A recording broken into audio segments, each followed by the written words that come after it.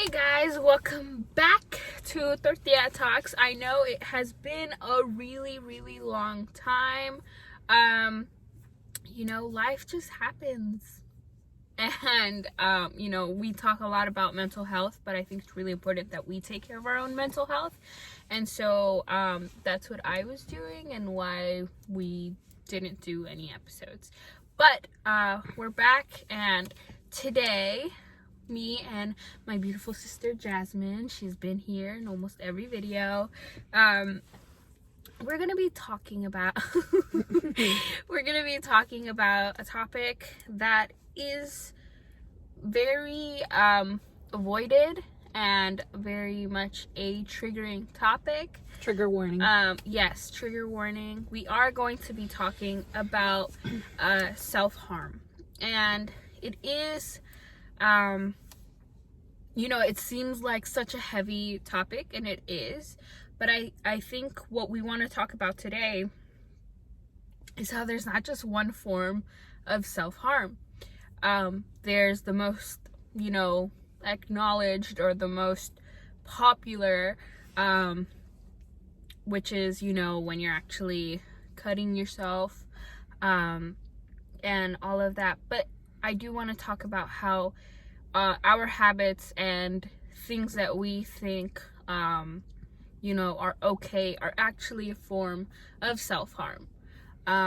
So Jasmine, other than cutting, have you heard of any other form of self-harm?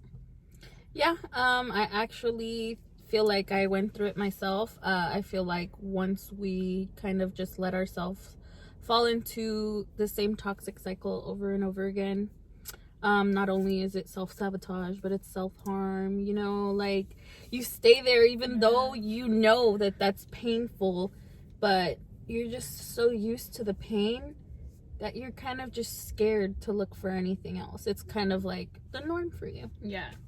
And I think that's so important that we talk about, because I think also not only is it normal for us, or for the person doing it, it's their comfort zone, but it's also how they know that they can still kind of feel.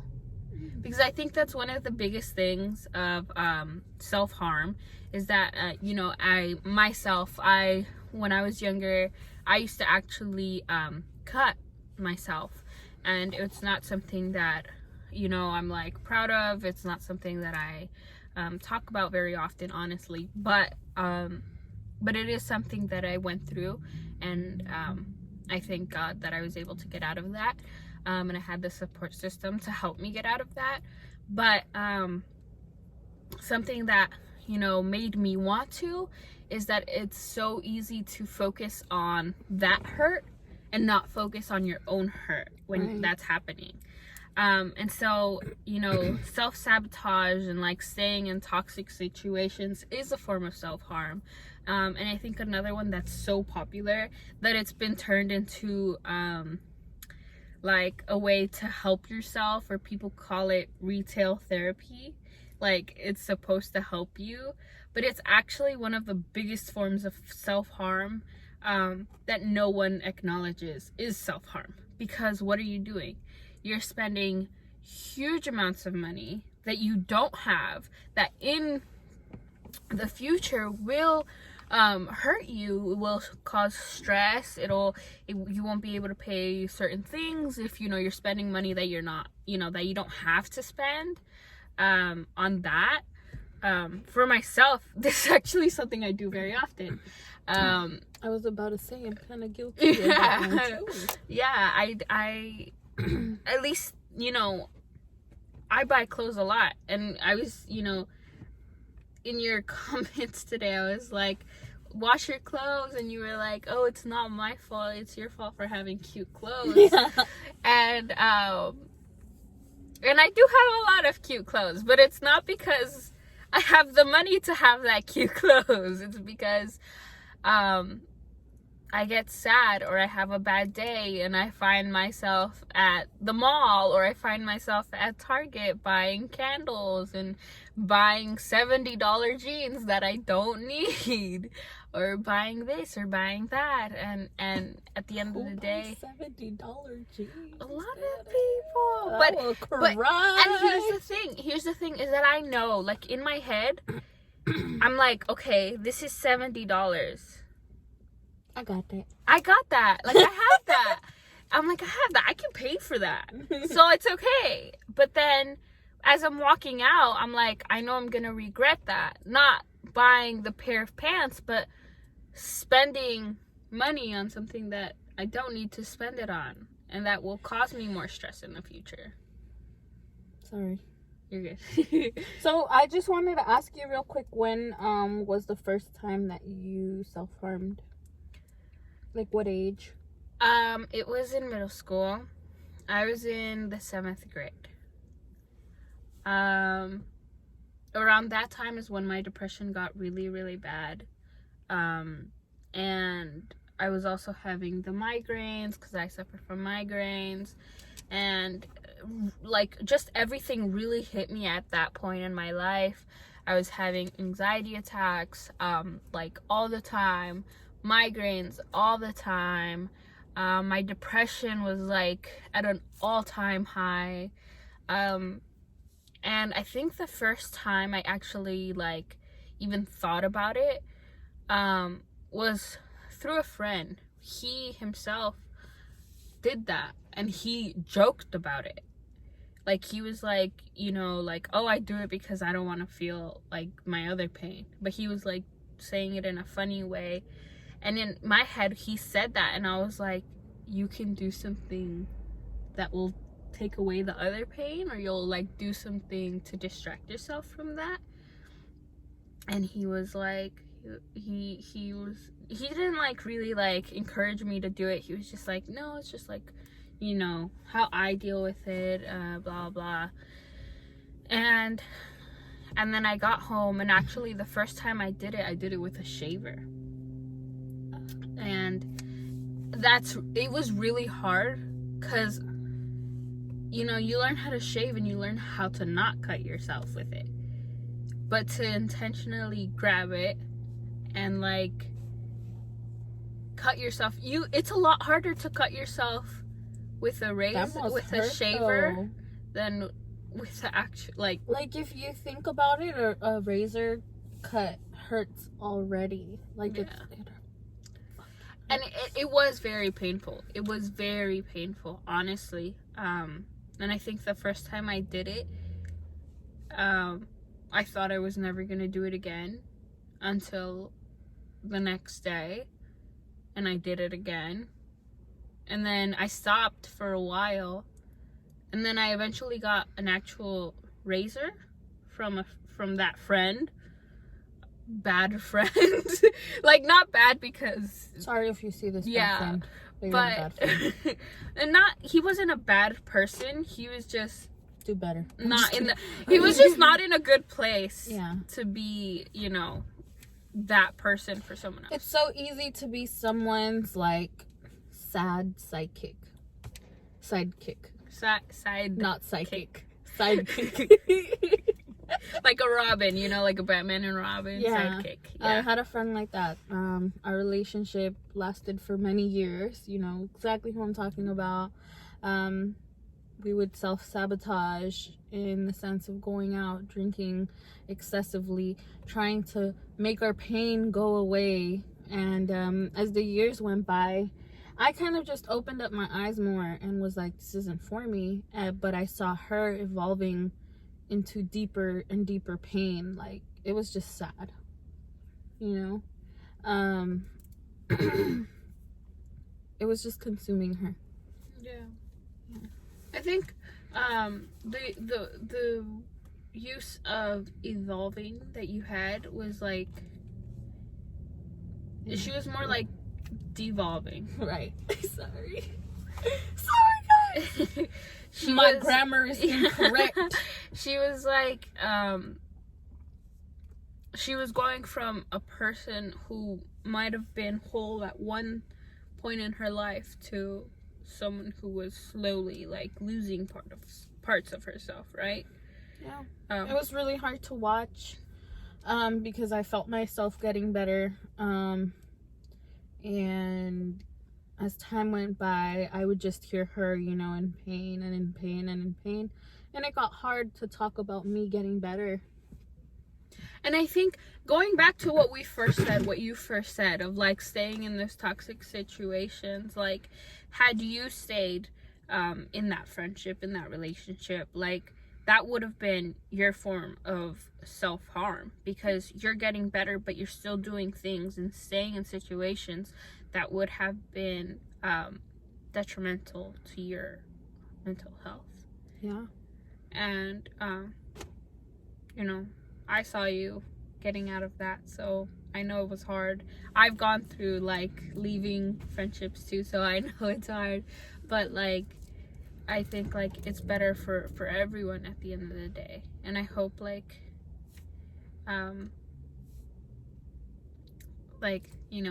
she's able to pick herself up out of that as well. I hope so too. I really do. Because at the end of the day, like self-harm, the person who's doing it may think like they're distracting themselves or they're getting rid of their emotional pain by doing whatever it is, but they're really just hiding from it momentarily. Unless you're dealing with your mental health issues and you're dealing with your mental illnesses and you're actively taking care of yourself, anything that you do to distract yourself is a form of self-harm. And I think that's very general, because that means that a lot of things could be self-harm. Being in a relationship could be self-harm for you. The amount that you work could be self-harm for you. Like how much you drink, or how much you go out, or how much you distract yourself by being with people, or how much money you spend. All of those things could be the way that you're like hurting yourself, because you don't see it right now, but in the future when you do have to deal with your emotions, you've just let everything pile up and it's gonna hurt so much more. Oof, yes. Yeah. Because you're not just dealing with that one thing that it all started with. You're dealing with every single other thing that has been added on through time. Yeah. It's just crazy. Yeah. That's the crazy thing. Like, you really think, like when I was cutting myself, I really thought in that moment, I was like, I'm releasing pain. I'm feeling it. I'm letting it go. So, were you like... No. Like, yeah, I mean? Yeah. Like... No, it was, I wouldn't do it, at the beginning, I would do it almost every day. And then eventually I slowly stopped, because I went for a really long time, and then I stopped, and I was like, no, like I'm okay, like I can do this, like I can fight through this, I can take care of myself without having to do this. And then such an ugly word, I relapsed into doing it. But the first time I was doing it quite frequently, and it was mainly just when I was having a really bad day. When I was younger, almost every day was a really bad day. Right. And so I would just find myself in the bathroom. It was always when I was showering, because I could clean my body afterwards and I could wash myself off of everything. And mentally, that was me, like I said, like I thought I was relieving pain. And so with that shower came like cleaning myself and cleaning myself of the pain that I thought I was releasing, but I really wasn't. And so I would be in the shower, and that's why before I used to take such long showers. Do you remember how I used to like take? It's so scary to think about. Yeah. I had no clue, by the way, about this until recently. So yeah, I went through a lot without you guys knowing it. And I think now, like my biggest fear, and yet somehow the thing I do the most is going through something alone, but like on purpose, like feeling something and just being like, okay, well, it's okay, like you got this, like you're strong enough to handle it. But then at the same time I'm like, but what if it's too much for me to handle, and then no one knows and I do something I regret and that will hurt everyone, you know? So a lot of that, and it was always just like me like crying and like being like, no, don't do it, because I would always try to like talk myself out of doing it, but it was always like, no, like it's just today, like I won't do it tomorrow, I won't do it the next time, like I just need something right now. So it's low-key like a drug. You're addicted to it because you really think in your head that like with the physical pain, the emotional pain is gone, but that's not it, you know? And it's the same kind of mentality when you're shopping, you know? I guess the relief of like the satisfaction or the fun of like, oh my god, I got something new, my car died. It kind of kind of momentarily beats all the emotional stuff going on in your brain. That's true. Oh no.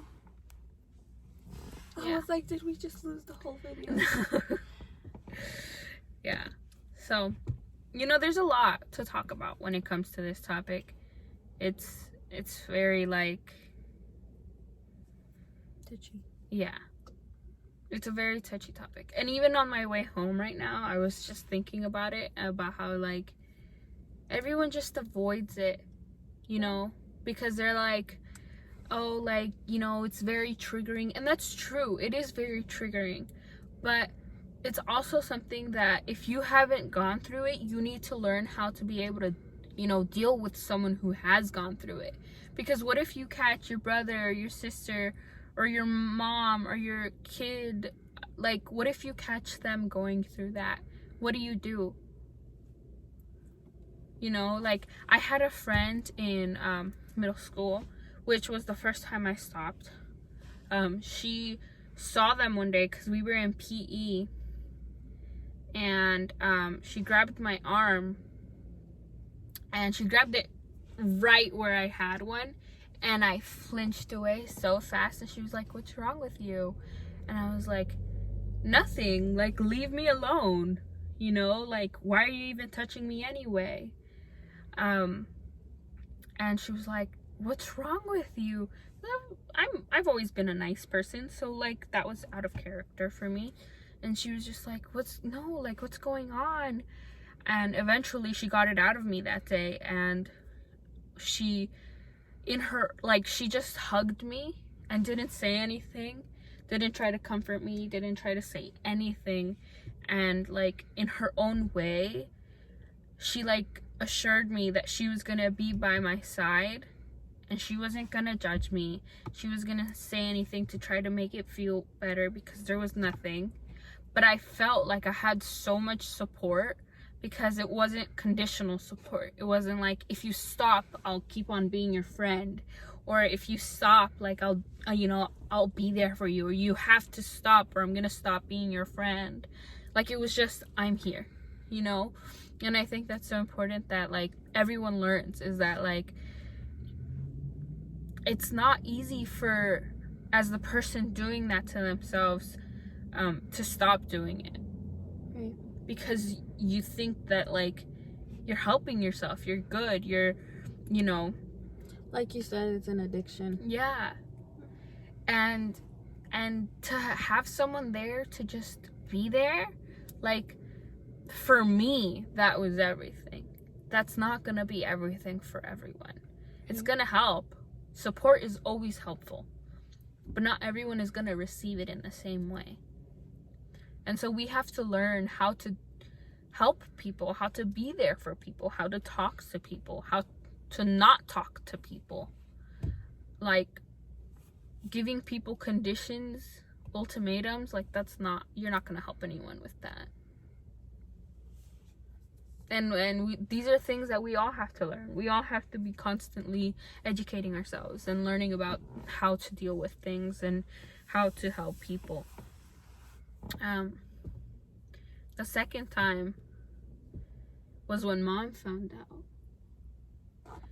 And that time, I was so humiliated because it wasn't even just like Mom found out. Oh my God. It was, I tried to kill myself, failed, and then Mom found out. Where was I? I don't know.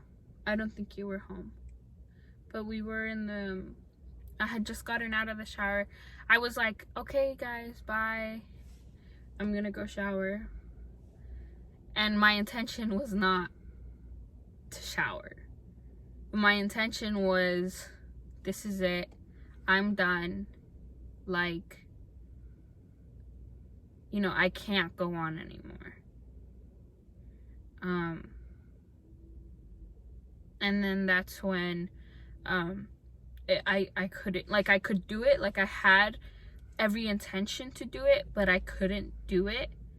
And so I didn't push the blade enough to, like, hurt myself enough. And I think I tried like 4 or 5 times to, like, cut deep enough, and I just couldn't. And then I just gave up, and I finished showering, or I showered.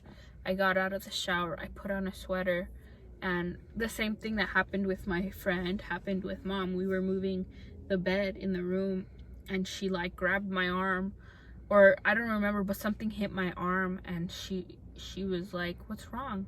And I just fell to the floor crying, and I was like, I'm sorry.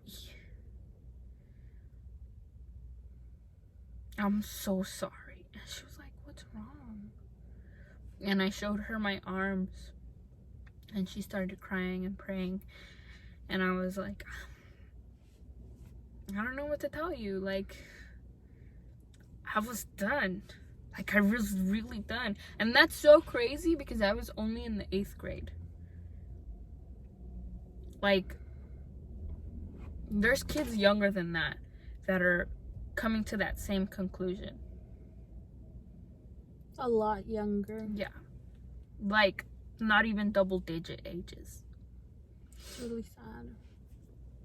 So, we have to talk about these things, and we have to learn how to help people, and we have to educate ourselves so that if a situation like that, like, happens, we know how to deal with it. Yeah. Anything else you want to add? Yes. Sorry, guys, I cried. So I just have some statistics. You already know. Statistics. I'm the master of research. It says one analysis of self-injury across more than 40 countries found that about 17% of all people will self-harm during their lifetime. The average age of the first incident of self-harm is 13. 45% of people use cutting as their method of self-injury. And about 50% of people seek help for their self-harm, but only from friends instead of professionals. I wanted to add as well the National Suicide Prevention Lifeline. It's 800-273-8255. So we love you so fucking much. So much. You have no idea. I don't care if I don't know you. I love you. You're here for a purpose. Your purpose is great, and it's beautiful because you are just as beautiful. And I think it's time that we just be kind to ourselves, be a bit more forgiving.